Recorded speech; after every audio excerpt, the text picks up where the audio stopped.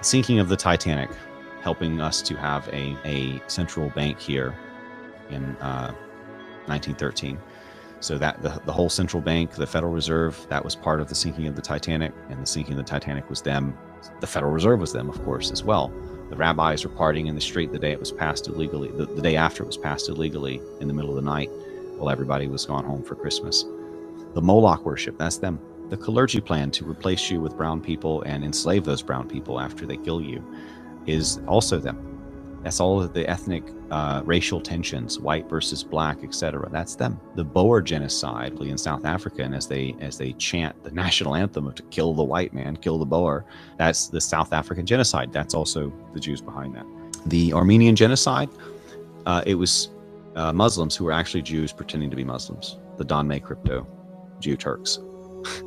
The Al-Qaeda and ISIS and Hamas, probably Hezbollah too, all ran by the Jews. We have the Greater Israel Project, which is why we're having all this war in the Middle East right now. That's part of the Yodet Enon Greater Israeli Project. The secret societies. Freemasonry is Judaism for non-Jews. Quote, if you take away Judaism from Freemasonry, what is left?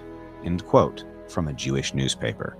They are behind the Star of David, which is not the Star of David. It's not the Star of Solomon, although he used it later when he fell into witchcraft. It was, in fact, the Star of Remphan, the Star of Ishtar, numerous stars mentioned in the Bible, but are all evil. The Baphomet, which is basically Nimrod, Baal, Apollo, etc., in one of his forms as a tranny. They're behind the slaves.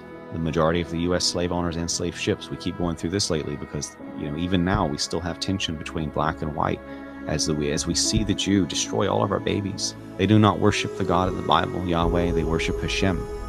They're actually afraid to say Yahweh's name in many cases, and they don't like you saying it either. That's why they had to say, oh, it's too holy to speak his name. Therefore, we need to add letters. That's where they get things like Hashem or Adonai or Jehovah. They are behind stealing our history, our identity, and our God. If you're European, if you're Western European, you are the lost tribes of the Bible. You are the people of white Abraham, of white Jesus, of white Noah. It's not the Jews. They have stolen your identity, just as God predicted they would.